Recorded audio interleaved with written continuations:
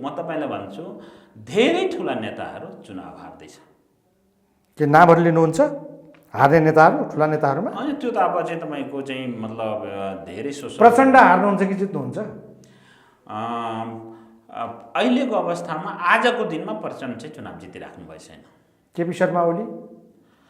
केपी शर्मा ओली पनि चाहिँ शीर्ष नेताहरू कुनै पनि चुनाव जितिरहेको छैन अहिले।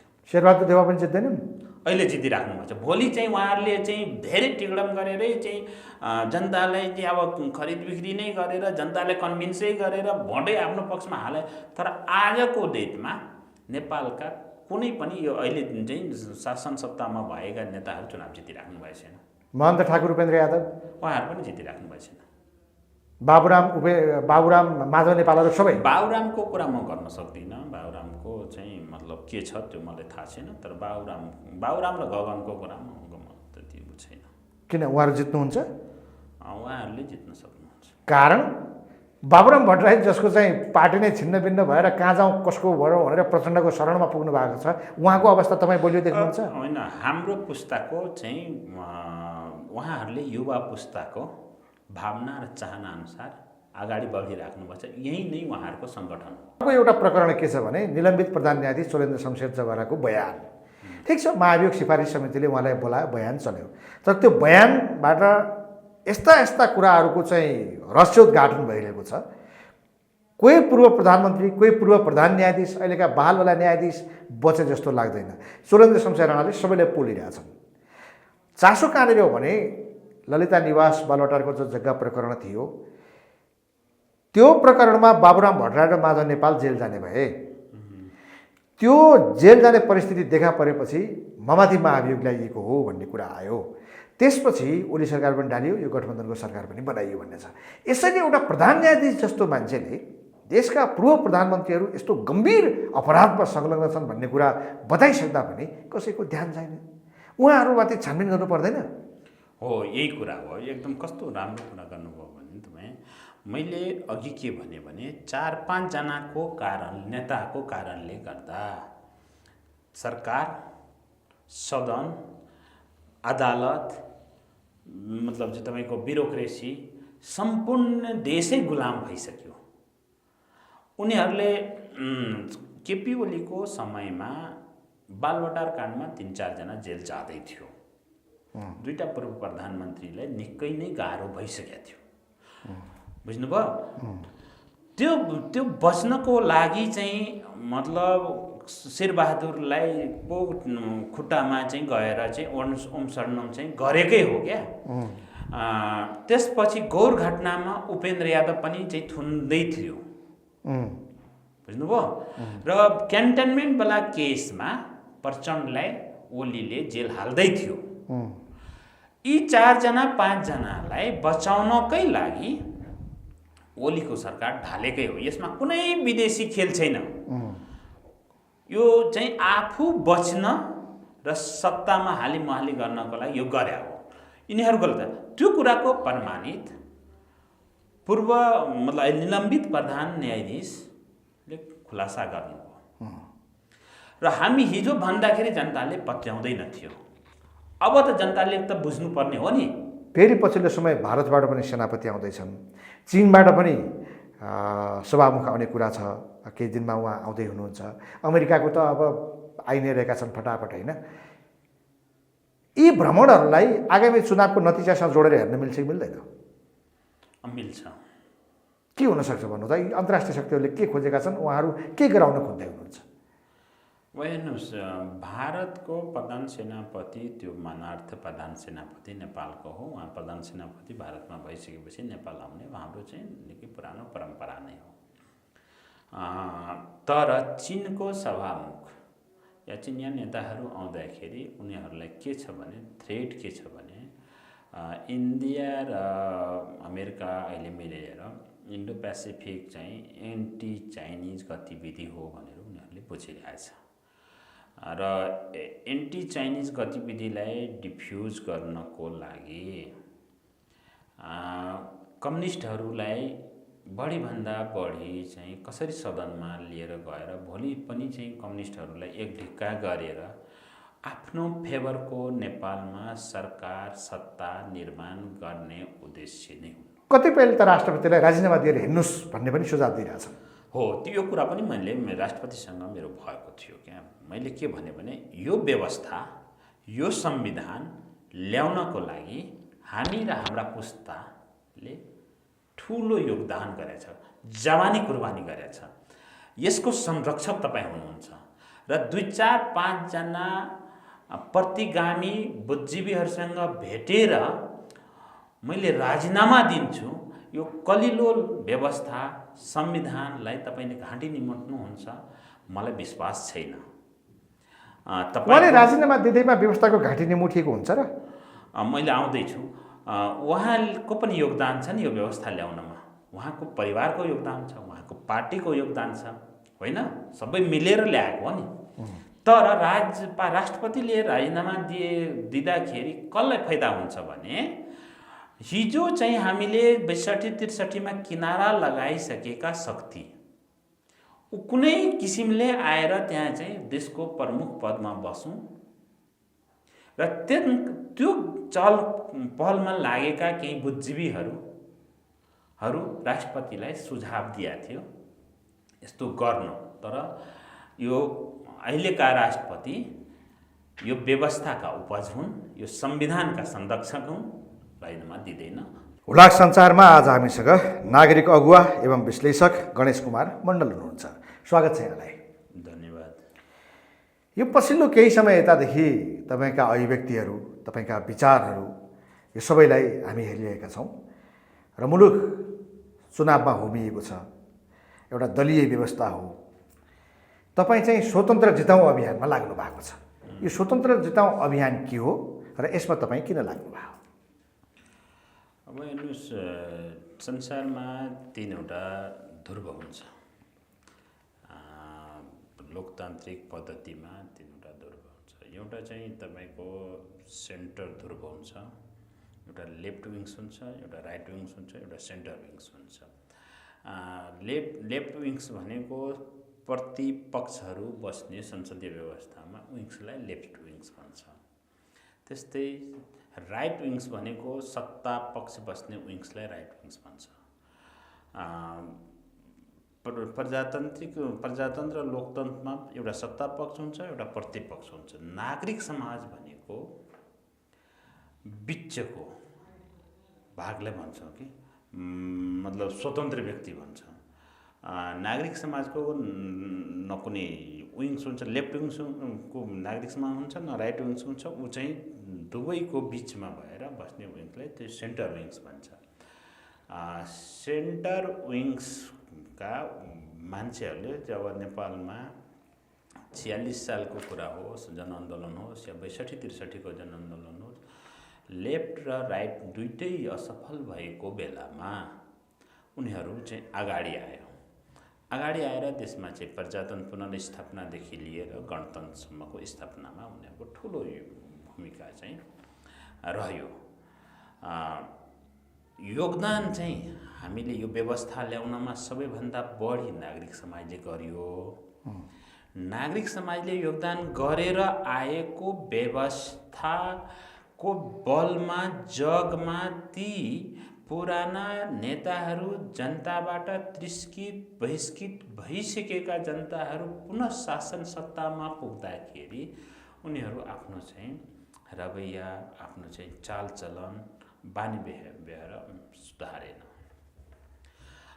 अहिले जनतामा निकै चाहिँ वितृष्णा छ नेताहरूप्रति। पुनः चाहिँ तपाईँको 58-59 सालमा जसरी नेताहरूलाई जनताले मतलब रत्नपाकमा उहाँहरू आन्दोलन गर्न जाँदाखेरि चाना भुजा पनि पहिला पैसा नलिकन दिँदैन थियो। त्यति अविश्वास थियो क्या। त्यो अविश्वासलाई हामीले जनतामा विश्वास, नागरिक समाजले आन्दोलन गरेर विश्वासमा कन्भर्ट गरे। तर पुनः उहाँहरूले त्यो विश्वास चाहिँ गुमाइसक्नुभयो। जनतालाई दिने डेलिभरी चाहिँ दिन सकेन। जनतालाई जुन किसिमको चाहिँ हुनुपर्ने चाहिँ सेवा सुविधा जनतामुखी हुनुपर्ने नेता र परिवारमुखी भयो। हुँदाहुँदै चाहिँ विदेशीहरूको गोटी बनेर उहाँहरूले नाच्न थाल्नुभयो। त्यति मात्रै होइन, मैर एस्टेट भनेर पनि चाहिँ अभिव्यक्तिहरू दिन थाले कतिजनाले।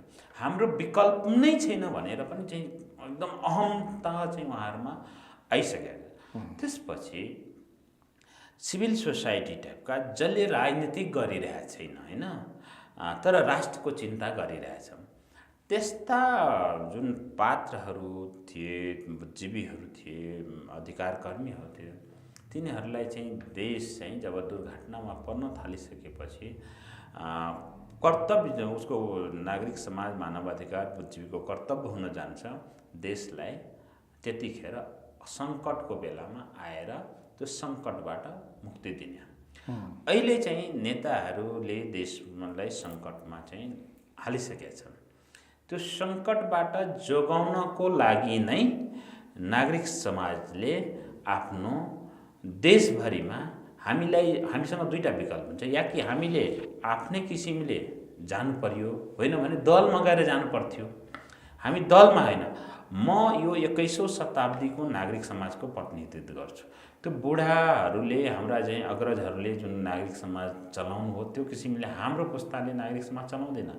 हामीलाई राज्यमा हिस्सा पनि चाहिन्छ, साझेदारी पनि चाहिन्छ, भागीदारी पनि चाहिन्छ। त्यस्तो नागरिक समाज हामी होइन जुन कि आन्दोलन गरेर नेतालाई बुझाइदिने, आफू चाहिँ सडकबाट भुकिरहने, नेताले सुन्दै नसुन्ने। नागरिक समाजको सबैभन्दा उपयुक्त थलो सदन नै हो। सदनमा गएर उसले चाहिँ आफ्नो जनताको एडभोकेसी गर्दाखेरि, सडकबाट नसुन्दाखेरि जाने ठाउँ भनेको हाम्रो चाहिँ सदनै हो। सदनमै गएर हामी आफ्नो कुरा राख्छौँ। यसको लागि चाहिँ हामीले न लेफ्ट विङ्स चुज गरे, न राइट विङ्स चुज गरे। हाम्रो आफ्नो विङ थियो जुन सेन्टर विङ्स, जसले स्वतन्त्र विङ्स भन्छ। सदनमा चाहिँ सभामुख सेन्टरमा बस्नुहुन्छ। त्यो भनेको न प्रतिपक्ष न सत्तापक्ष, सम्पूर्ण सदनको चाहिँ उहाँ चाहिँ हेड होस्, सबैलाई बराबर हेर्ने हो। स्वतन्त्र विङ्स चाहिँ त्यहाँ चाहिँ ठ्याक्कै सभामुखको अगाडिको जुन रो हुन्छ त्यो रोमा चाहिँ जितेर गइसकेपछि पनि उहाँको कुर्सी त्यहाँ लाग्ने हो। यो नेपालमा मात्रै होइन, यो विश्वभरिको संसदीय लोकतान्त्रिक व्यवस्थामा 21औं शताब्दीमा नयाँ आयाम र नयाँ बहसको विषय बन्छ र नयाँ प्रयोग पनि हो। यो नेपालबाट सुरु होला। भनेपछि समष्टिमा दलहरू असफल भए, नेताहरू नालायक भए, यिनीहरूले देश डुबाए, बर्बाद बनाए। अब विकल्प दिनको निम्ति, देश जोगाउनको निम्ति यो स्वतन्त्र उम्मेदवारको अभियान सुरु भएको होइन। दलहरू असफल भए भनेर हामीले भनेका छैनौँ, दलीय व्यवस्था असफल भएको छ त्यो पनि भनेका छैनौँ। केही नेताहरू असफल भए र तिनीहरूको असफलताका कारण यो मुलुक नै असफलतातिर गएकोले। केही नेताहरू असफल भएर कसरी भयो त? केही नेताहरू असफल भएर मुलुक असफल हुने होइन नि। त्यसो हो भने त तपाईँहरूले जुन जुन नेताहरूको कारण समस्या सिर्जना भएको हो, जुन जुन नेताहरू यो देशको निम्ति बाधक भए हुन्, ती नेताहरूलाई निशाना बनाएर अभियान थाल्दा भइहाल्छ नि। मैले आउँदैछु तपाईँको कुरामा। 48 सालदेखि अहिलेसम्म एउटा तबका छन् यो देशमा, व्यवस्था परिवर्तन हुने तर नेता त्यहीँ रहिरहने।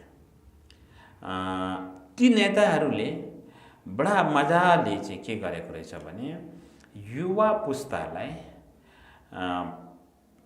विदेश चाहिँ पठाएर हाम्रो विरुद्धमा विद्रोह देशमा नहोस् भनेर युवा 60-70 लाख युवा पुस्तालाई बाहिर पठाएर आफू चाहिँ शासन सत्तामा टिकिरहँ भनेर ठुलो षड्यन्त्र गरेर यहाँ चाहिँ बसिरहे। र उनीहरूको विकल्पमा चाहिँ राजनीतिक दलमा लागेका युवाहरू त्यो उनीहरूको चाहिँ काउन्टरमा आउन नसकेपछि लामो समयसम्म एउटै मान्छे, दुईटा मान्छे, चारवटा मान्छे पार्टीको नेतृत्व गर्दाखेरि र त्यसभित्र सिस्टममा भएका चाहिँ अन्य युवाहरू, महिलाहरू या कि चाहिँ अन्य सङ्घ सङ्गठनहरू, तिनीहरू पनि नेताहरूप्रति बढी चाहिँ उ भइसक्यो क्या, मतलब त उत्तरदायी या कि जवाबदेही भइसक्यो। नेताहरूलाई के लाग्यो भने यिनीहरू हामी बिना त चल्नै सक्दैन। दलमा भएका नेताहरू आफ्नो नेताको विरुद्धमा विद्रोह गर्न सक्ने तागत नभएकोले त्यो 2-4 जना नेता पार्टीमा पनि त्यही हाबी हुने, सदनमा पनि त्यही हाबी हुने, सरकारमा पनि त्यही हाबी हुने, देशमा पनि त्यही हाबी हुने। दलमा भएका युवाहरूको मतलब चाहिँ असक्षमताका कारण बाहिर भएका युवाहरूले हिम्मत, साहस, आँट गरेको उपज हो स्वतन्त्र उम्मेदवारी। तपाईँहरूले त जो ती नेताहरू हुन् नि जो असफल भए तिनीहरूको सूची बनाएर सबैलाई सुसूचित गर्दै यो नेताहरू असफल भए, यिनीहरू नेतावाद कृपावादमा लागे, यिनीहरूले आफ्नो परिवार मात्रै हेरे, आफूलाई मात्रै हेरे र यिनीहरूले गर्दा देश डुब्न लाग्यो भनेर ती नेताहरूको बारेमा पर्दाफास गरेर जनतासम्म चिनाएर यिनीहरूलाई हराउँ भन्ने अभियान थालेको भए दलीय व्यवस्था पनि जोगिन्छ, यो अहिलेको व्यवस्थालाई मद्दत पनि पुग्छ, तपाईँहरूको अभियान पनि सफल ठहरिन्छ। नत्र त के भयो भने समग्र रूपमा तपाईँहरूको अभियान अहिलेको दलीय व्यवस्थाकै विरुद्धमा हो कि भन्ने अर्थ लाग्ने भयो। त्यो कुरालाई म क्लियर गर्छु। यो चाहिँ सम्पूर्ण आम नेपाली दाजुभाइ तथा दिदीबहिनीहरूलाई म विनम्रतापूर्वक के निवेदन गर्दैछु भने हाम्रो अभियान दलीय व्यवस्थाको विरुद्धमा होइन। यो के हो? यो हाम्रो अभियान यो संविधान, यो व्यवस्था अन्तर्गतकै अभियान हो। यो व्यवस्थाको पनि विरोधमा होइन, यो संविधानको पनि विरोधमा होइन, यही अन्तर्गतको अभियान हो। तर हो के भने सदनमा संसारको सबैभन्दा उच्चतम स्वतन्त्रताको अभ्यास गर्ने थलो भनेको सदन हो। जुन सदनमा 2-4 जना टाउके नेताहरूको व्हिपको कारणले गर्दा सम्पूर्ण सदस्यहरूको चाहिँ स्वतन्त्रता हरण हुन्छ। कुनै राष्ट्रिय बहसका विषयवस्तुहरू सदनमा प्रवेश गर्दाखेरि त्यहाँ खुल्लमखुल्ला छलफल बहस हुँदैन। नेताहरूले के व्हिप जारी गरेका हुन्छन् त्यही अनुसारले त्यो पास हुन्छ। जुन देशको संसद गुलाम हुन्छ त्यो देशका आम नागरिक स्वतन्त्र हुन्छ भनेर कल्पना गर्न सकिँदैन। 2-4 जनाको गुलाम त्यो ठिक छ। अब तपाईँहरू यो आफ्नो अभियानमा 165वटै निर्वाचन क्षेत्रमा स्वतन्त्र उम्मेदवार उठाउने हो?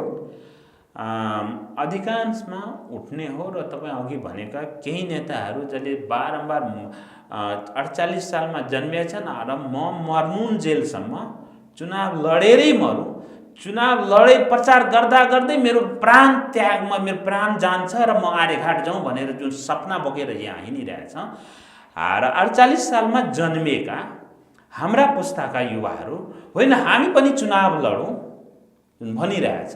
यो दुईटै बिचको पुस्तान्तरणको चाहिँ यो टकराव हो। यसमा चाहिँ म ढुक्क छु हामी र हाम्रा पुस्ताले यो चाहिँ लडाइँ जित्छौँ, यो व्यवस्था पनि जोगाउँछौँ। अर्को कुरा के हो भने 46 साल होस् या 62-63 को आन्दोलन होस्, त्यसको एउटा प्रमुख उद्देश्य के थियो? नागरिकको स्वतन्त्रता। तर त्यो स्वतन्त्रता आकाशबाट झरेको स्वतन्त्रता, दरबारबाट झरेको स्वतन्त्रता मतलब चाहिँ रुखको हाँगाबिङ्गामा आएर अड्कियो, जारामा जान सकेन। जारा भनेको एभ्री इन्डिभिजुअल चाहिँ तपाईँको फ्रिडम हो, हरेक नागरिकको व्यक्तिगत स्वतन्त्रता हो। नेपालमा इन्डिभिजुअल फ्रिडम छैन, दलीय स्वतन्त्रता मात्रै आएको हो, नेताको स्वतन्त्रता मात्रै आएको। त्यसलाई हामीले 3 करोड नेपाली जनतामा लान चाहिरहेछौँ। लोकतन्त्रलाई, लोकतन्त्र साङ्गुरिएको लोकतन्त्र मतलब एक ठाउँमा झाङ्गिएको लोकतन्त्रलाई बृहत बनाउने अभियान नै यो स्वतन्त्र उम्मेदवारी अभियान हो। अहिले चाहिँ यसले लोकतन्त्रलाई कमजोर पार्दैन, यसलाई लोकतन्त्रलाई झन् बढी बलियो बनाउँछ। लोकतन्त्र व्यक्तिको व्यक्तिगत स्वतन्त्रता बिनाको लोकतन्त्रै हुन सक्दैन। अब तपाईँले जित्नुहुन्छ कसरी भन्ने हो। जस्तो यति ठुला दलहरू छन्, यी त वर्षौँदेखिका दलहरू हुन्। यी नेताहरू जसको विरुद्धमा तपाईँहरू अभियान छेड्दै हुनुहुन्छ, ती प्राय नेताहरू आफ्नो पार्टीका प्रमुख नेता हुन्।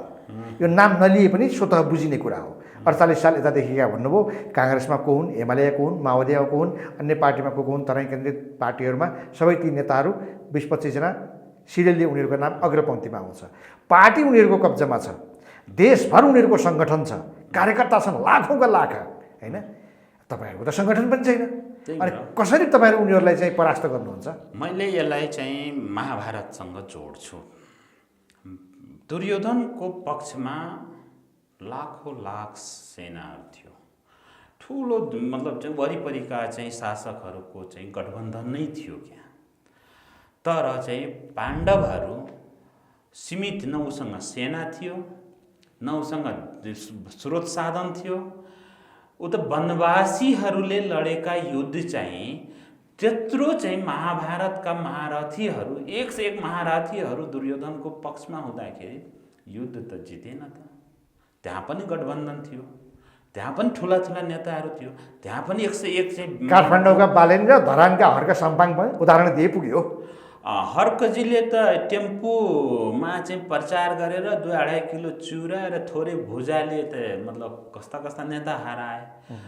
बालेनजी जहाँ चुनाव जित्नुभयो काठमाडौँ महानगरपालिकामा, यहाँ त 1 लाख आर्मी, 70,000 जनपद प्रहरी, 40-45 हजार एपीएफ, मतलब 2-3 लाख चाहिँ कर्मचारी, जासुसी अनुसन्धान ब्युरोहरू, त्यसपछि मतलब नेता, लाखौँ लाख कार्यकर्ता भएको ठाउँमा पृथ्वीनारायण शाहलाई 3 पल्ट आक्रमण गर्दाखेरि जितेको ठाउँ टाइम पृथ्वीनारायण शाह जस्तो मान्छेले 3 पल्ट आक्रमण गर्नुपर्ने थियो, यो पर्यो यो ठाउँमा जित्नको लागि। तर हाम्रो स्वतन्त्रवालाले त एकैपल्ट न 1 लाख आर्मीले थाहा पायो, न 75,000 एपीएफले पुलिसले थाहा पायो, न चाहिँ 40,000 चाहिँ एपीएफले थाहा पायो, न कर्मचारीले थाहा पायो, न नेताले थाहा पायो, न मतलब यहाँको ब्युरोक्रेटले थाहा पायो। दुनियाँ यहाँ बस जब बाकस खोलियो अनि थाहा भयो। जब रिजल्टको बक्सा खुल्थ्यो अनि मैले चाहिँ फेसबुकमा लेख्दाखेरि 16 नम्बरको बक्सा खोल्दाखेरि 5,800 भोटभन्दा बढी हुन्छ है यो बक्सामा हाम्रो भने। अनि त्यति 5,900 आउँथ्यो, 6,000 आउँथ्यो, 5,700 हुँदैन थियो। जुन एरियामा नेताहरूले मेरो कोर एरिया आउँछ त्यो एरिया अहिलेसम्म भेटेको छैन, होइन? भनेपछि उहाँहरू चाहिँ कतिको चाहिँ सुझबुझवाला हुनुहुन्छ मलाई थाहा छैन। तर हाम्रो चाहिँ स्पिड यही रफ्तारमा देशैभरि हुन्छ र धेरै, म तपाईँलाई भन्छु, धेरै ठुला नेताहरू चुनाव हार्दैछ। के नामहरू लिनुहुन्छ हार्ने नेताहरू, ठुला नेताहरूमा? अनि त्यो त अब चाहिँ तपाईँको चाहिँ मतलब धेरै प्रचण्ड हार्नुहुन्छ कि जित्नुहुन्छ? अहिलेको अवस्थामा आजको दिनमा प्रचण्ड चाहिँ चुनाव जितिराख्नु भएको छैन। केपी शर्मा ओली? केपी शर्मा ओली पनि चाहिँ शीर्ष नेताहरू कुनै पनि चुनाव जितिरहेको छैन अहिले। शेरबहादुर देउवा पनि जित्दैनन्? अहिले जितिराख्नु भएको छ। भोलि चाहिँ उहाँहरूले चाहिँ धेरै टिकडम गरेरै चाहिँ जनतालाई चाहिँ अब खरिद बिक्री नै गरेर जनतालाई कन्भिन्सै गरेर भोटै आफ्नो पक्षमा हाले।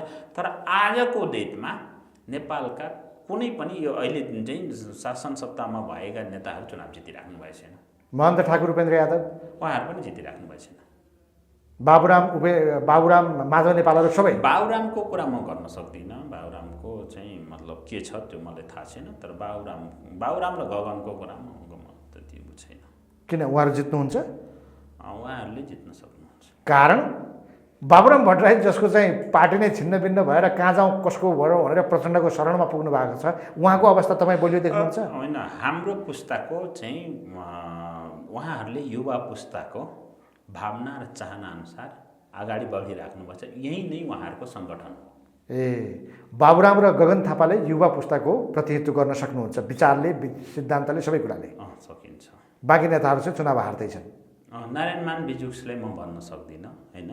उहाँ चुनाव लड्नुभयो भने उहाँ चुनाव हार्नुहुन्न, म सम्मान गर्छु, तर अरू नेताहरू चुनाव हार्दैछन् मतलब धेरै नै मार्जिनले चुनाव हार्दैछ। त्यसो भए यो आउँदो चुनावमा बहुमत सङ्ख्या स्वतन्त्रको हुन्छ जित्नेहरू प्रतिनिधि सभामा।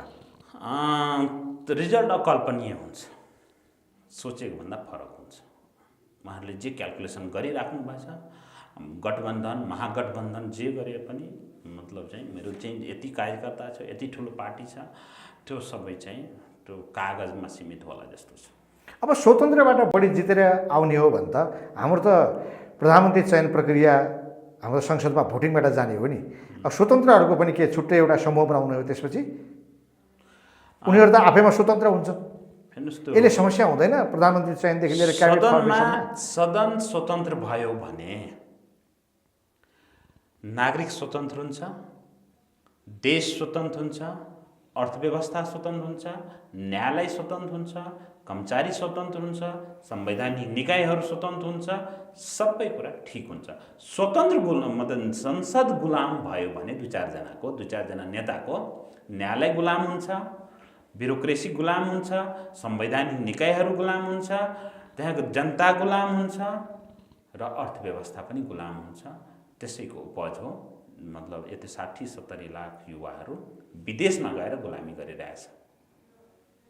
अब यो स्वतन्त्र अभियानमा तपाईँ यसरी कम्मर कसेर लाग्नु भएको छ, स्वयं तपाईँ आफू चाहिँ उम्मेदवार हुने कि नहुने?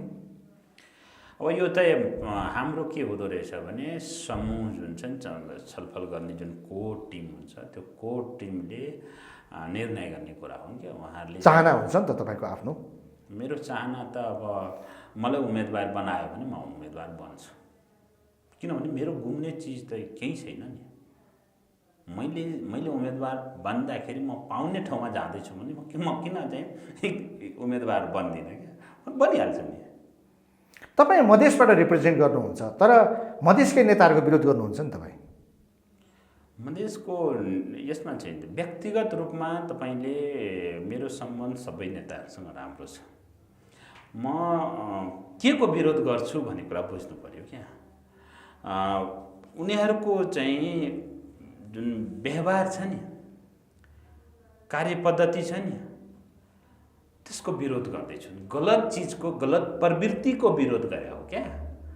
व्यक्तिगत रूपमा त उपेन्द्रजी, महन्तजी, सिके मतलब रेशमजी सबैसँग मेरो चाहिँ एकदमै घन्नम र मासुक सम्बन्ध। मुख्यतः अब यो तराईका शक्ति भनेर अब अहिलेको जसपा र अहिलेको लोसपा यी दुईटा हुन्। पछिल्लो समयमा अब सिके राउतको पार्टी पनि अब अलिकति शक्तिवान भएर आउँदैछ।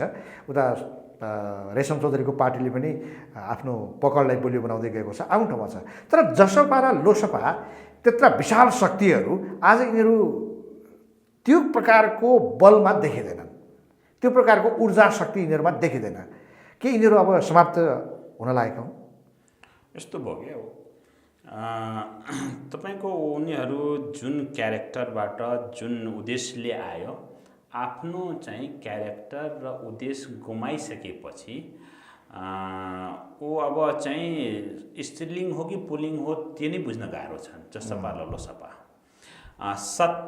केन्द्रीय सत्ताधारी हो कि मधेसवादी हो, त्यो उनीहरूको लिङ्गै पहिचान गर्न गाह्रो छ क्या। बुझ्नुभयो नि। तराई मधेसको अहिले एब्सोल्युट चाहिँ शक्ति भनेको एकदम जनताको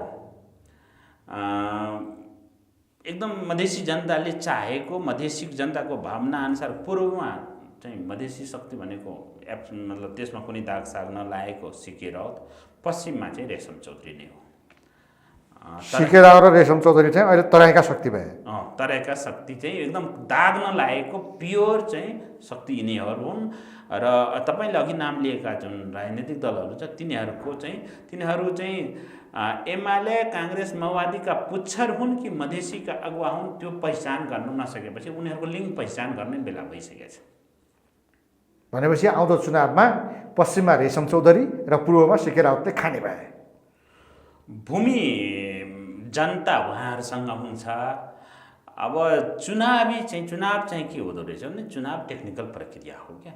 टेक्निकली चाहिँ चुनावमा उहाँहरूको चाहिँ अब सबल पनि बन्न सक्नुहुन्छ सिकेजी र रेशमजी, कमजोर पनि हुन्, तर जनता चाहिँ अबको जनता अहिले तराई मधेसको जनता उनीहरूसँगै नै हो, जनताको रियल रिप्रेजेन्टेटिभ उहाँहरू नै हो। अनि गठबन्धनको के हुन्छ त? यसमा त 5-6वटा दलहरू पुरै छन्, सबैभन्दा ठुलो हामी नै हो, अब हामीले नै चुनाव जित्छौँ, हामी नै। उनीहरू त यतिसम्म गर्न थालिसके प्रदेशमा कसलाई मन्त्री बनाउने, केन्द्रमा कसलाई बनाउने, भागवण्डामा यो पनि छलफल भइरहेछ। यो यस्तो हो कि यो गठबन्धन होइन, यो जनतालाई ठग्ने ठगबन्धन हो क्या।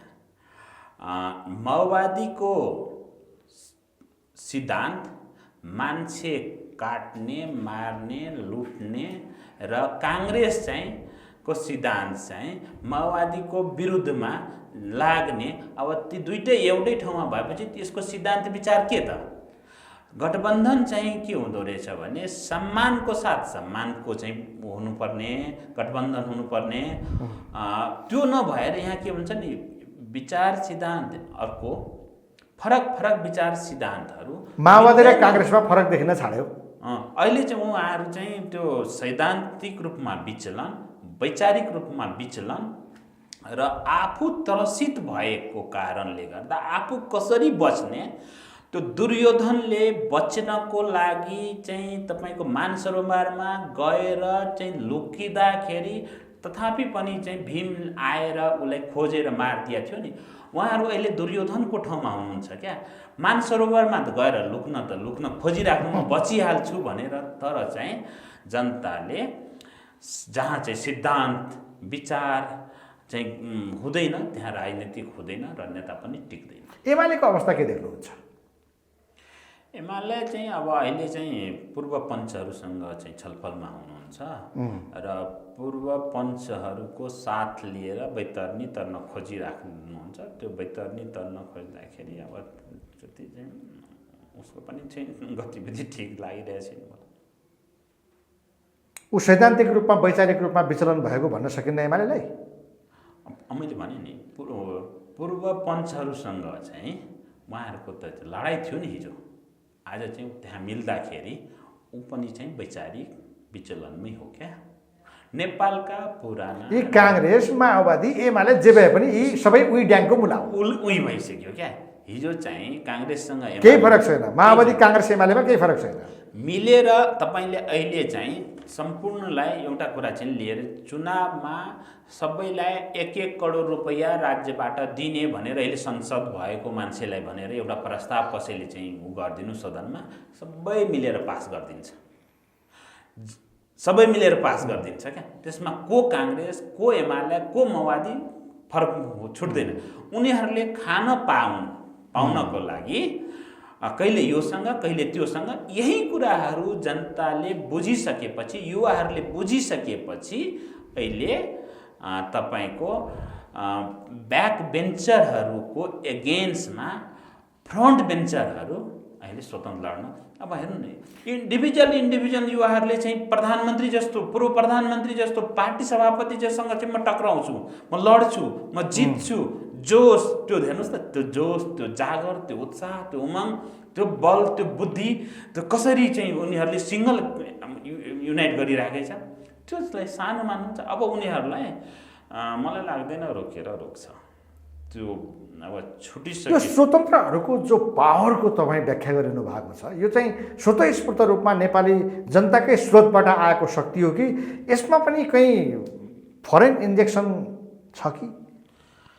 यसलाई मैले चाहिँ अब पोलिटिक्स भन्दिनँ, यसलाई ओल्टिक्स भन्छु क्या। ओल्टिक्स भनेको के हो भने वर्ल्डमा नै यो हावा चलिरहेकोले यसलाई ओल्टिक्स भने हो क्या। यसमा के छ, अफगानिस्तानमा तपाईँ हेरिहाल्नुभयो सदन कसरी कब्जा गर्यो है, श्रीलङ्कामा हेरिहाल्नुभयो कसरी कब्जा गर्यो क्या। अस्ति बङ्गलादेशका चाहिँ नेताहरूलाई कसरी चाहिँ, इराकमा पनि त्यही थियो, इराकमा थियो र अमेरिकामा पनि त्यही छ क्या।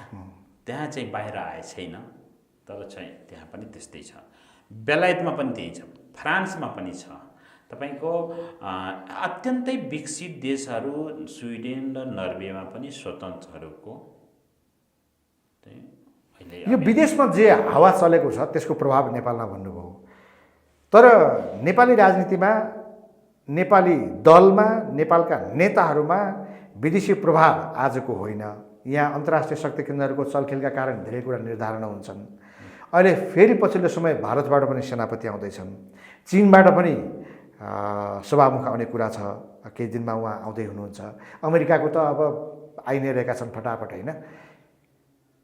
यी भ्रमणहरूलाई आगामी चुनावको नतिजासँग जोडेर हेर्न मिल्छ कि मिल्दैन? मिल्छ। के हुनसक्छ भन्नु त? यी अन्तर्राष्ट्रिय शक्तिहरूले के खोजेका छन्, उहाँहरू के गराउन खोज्दै हुनुहुन्छ? हेर्नुहोस्, भारतको प्रधान सेनापति त्यो मानार्थ प्रधान सेनापति नेपालको हो। उहाँ प्रधान सेनापति भारतमा भइसकेपछि नेपाल आउने हाम्रो चाहिँ निकै पुरानो परम्परा नै हो। तर चीनको सभामुख या चिनिया नेताहरू आउँदाखेरि उनीहरूलाई के छ भने, थ्रेट के छ भने, इन्डिया र अमेरिका अहिले मिलेर इन्डो पेसिफिक चाहिँ एन्टी चाइनिज गतिविधि हो भनेर उनीहरूले बुझिरहेछ र एन्टी चाइनिज गतिविधिलाई डिफ्युज गर्नको लागि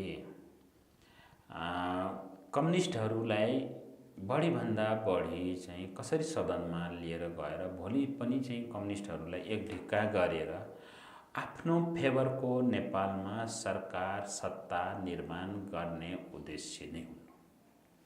त्यसको लागि मतलब नेताहरूलाई चाहिँ भेटघाट गर्दाखेरि उनीहरूलाई चाहिने चाहिँ त्यो त्यहाँसम्म पुग्नको लागि चाहिने स्रोत साधनको पनि कुरा हो।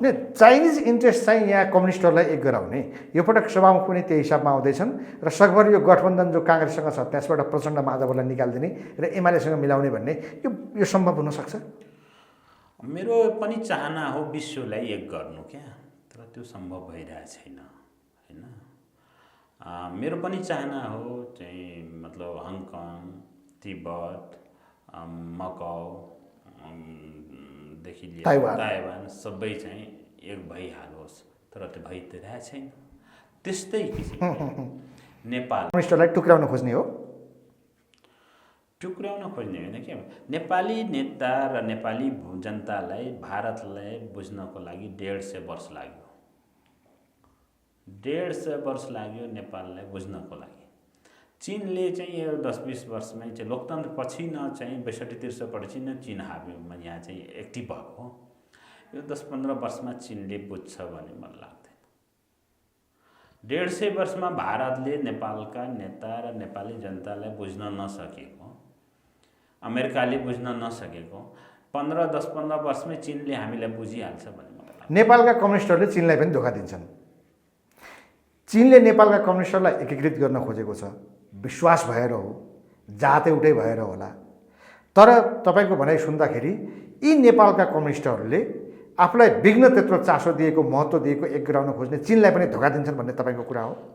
के हो भने नेपालका 99% जनता नेताको एगेन्स्टमा छ र चीन होस्, भारत होस्, अमेरिका होस्, जोसुकै होस्, त्यो नेताको फेभरमा भएको कारणले गर्दा जुन नेताहरूको जनता नै 99% जनता एगेन्स्टमा छ, त्यो नेताहरूलाई बोकेर चीन चाहिँ कुनै प्रयास गर्छु केही सपना देखाएको छ, त्यो सफल हुँदैन। अब विदेशीहरूले पनि नेपालका ठुला दलका ठुला नेताहरूसँग होइन कि बरु अहिले हामीले जो स्वतन्त्रका कुरा गऱ्यौँ, नयाँ युवाहरूका कुरा गऱ्यौँ, इन्ट्रेस्ट उनीहरूको अब त्यहाँ हुनसक्छ।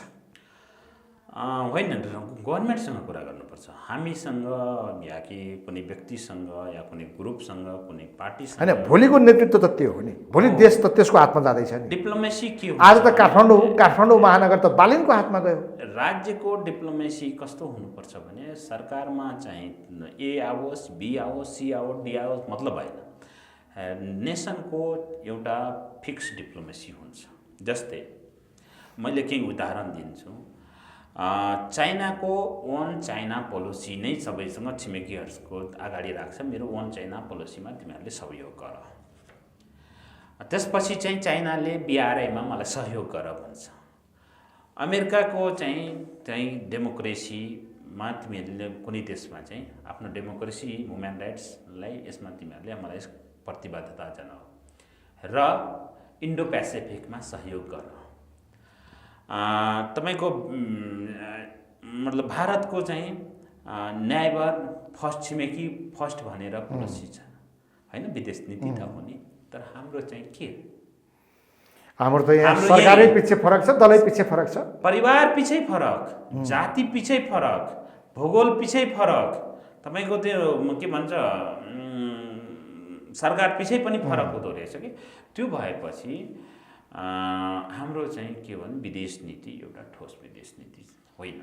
अब अर्को हामीसँग कुरो के छ भने जो राष्ट्रपतिको अस्वीकार गरेर उहाँले फिर्ता पठाइदिएको नागरिकता संशोधन विधेयक फेरि दुवै सदनले राष्ट्रपतिका फिर्ता पठाएका छन्। यसले पनि मुलुकमा एक प्रकारको टेन्सन क्रिएट गरेको छ गभर्मेन्ट र राष्ट्रपतिका बिचमा।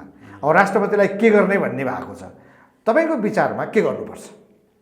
राष्ट्रपतिसँग राष्ट्रपतिज्यूले महामहिम राष्ट्रपतिज्यूले मलाई बोलाउनु भएको थियो होइन, म सिङ्गलै 1.5 घन्टा उहाँसँग चाहिँ बसेर कुरा गरे हो। र पछिल्लो पिरियडमा सिङ्गल भेटेको मान्छे म मात्रै होइन, अरू त सामूहिक भेटेछ। त्यसपछि आर्मीले बोलायो, लोसपाले बोलायो, काङ्ग्रेसले बोलायो, माओवादीले बोलायो, एमाले बोलायो। तर सिङ्गल मैले भेट्दा कि राष्ट्रपति महोदयले जे गर्नुभएको थियो, उहाँले सदनबाट पास भएर नागरिकता विधेयक चाहिँ राष्ट्रपतिकोमा जाँदाखेरि राष्ट्रपतिको अधिकार, संविधानमै दिएको अधिकार प्रयोग गरे उहाँले के संविधानमा के लेखेको छ भने सदनबाट पास भएर आएकोमा राष्ट्रपतिलाई कुनै चिज चाहिँ त्यो छलफलको लागि उचित लागेमा, सल्लाह लिन जरुरी देखिएमा त्यो चाहिँ पुनः चाहिँ सदनमा पठाउन मिल्ने एकपल्टलाई। त्यो संविधानमा भएका व्यवस्थालाई राष्ट्रपतिले प्रयोग गर्दाखेरि यति ठुलो हलचल गर्नुपर्छ भन्ने मलाई लाग्दैन। अर्को कुरा, राष्ट्रपति महोदयले पठाएको जुन बुन्दाहरू थियो त्यो चाहिँ प्रतिनिधि सभामा छलफलै नहुन दिनु, त्यो चाहिँ अर्को गल्ती थियो होइन। छलफल त गर्नु पर्थ्यो। जब चाहिँ प्रतिनिधि सभामा गठबन्धनको बहुमत थियो, छलफल गराइदिँदाखेरि के बिग्रिन्थ्यो? केही बिग्रिन्थ्यो। त्यसले त एउटा राम्रै नजिर बस्थ्यो नि। त्यो नगराउँदाखेरि त्यसपछि चाहिँ उहाँले के गर्नुभयो, महामहिमज्यूले केही मान्छेहरूलाई भेटघाट त्यसै क्रममा मलाई पनि भेट्यो क्या। अहिले त्यसपछि चाहिँ त्यो कुराहरू नेताहरूलाई भेटिसकेपछि सदनमा अब के मिनी सांसद भनेको समितिमा पठाउनु, त्यसपछि राष्ट्रसभामा पनि अब राष्ट्रसभा समितिबाट पास भएर गइसकेपछि उहाँले बढीमा 15 दिनसम्म होल्ड गर्न सक्नुहुन्छ। त्यसभन्दा बाहेक प्रमाणीकरण गर्नै पर्यो।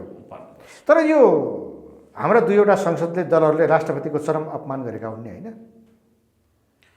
अपमान भन्दा पनि उहाँलाई चाहिँ त्यो राष्ट्रको चाहिँ प्रमुख व्यक्ति भएको कारणले गर्दा एउटा व्यक्तिले यदि सरकारसँग कुनै क्वेसन चित्त नबुझेको गर्छ भने त्यसको रिस्पोन्स सरकार र सदनले गर्नुपर्ने ठाउँमा लोकतन्त्रमा राष्ट्रपतिले उठाएका कुरालाई रिस्पोन्स नगर्नु त्यो गल्ती थियो र त्यो सच्याइसक्यो क्या।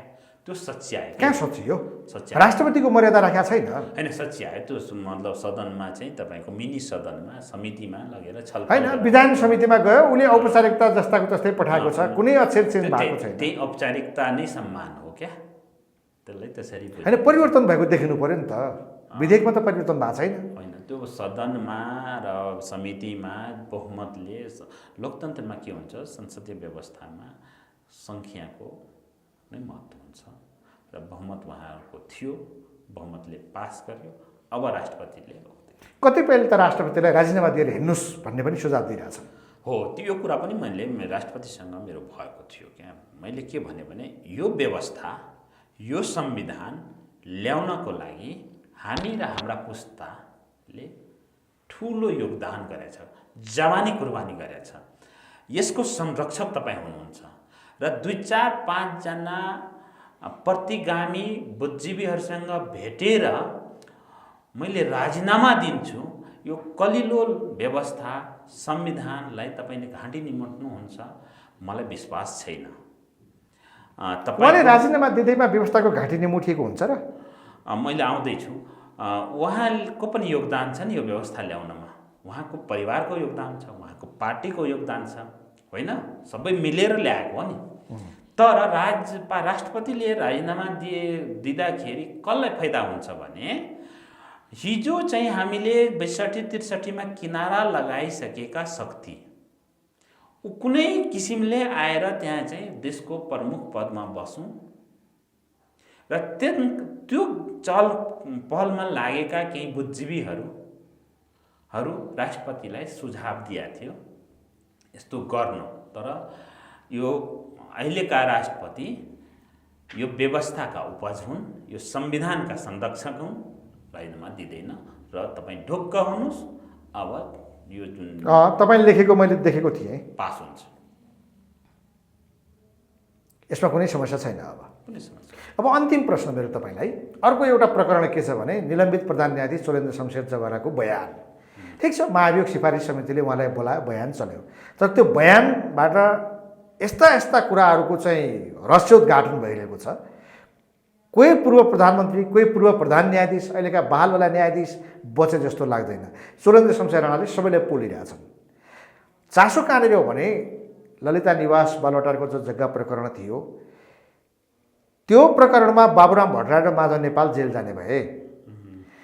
त्यो जेल जाने परिस्थिति देखा परेपछि मामाथि महाभियोग ल्याइएको हो भन्ने कुरा आयो।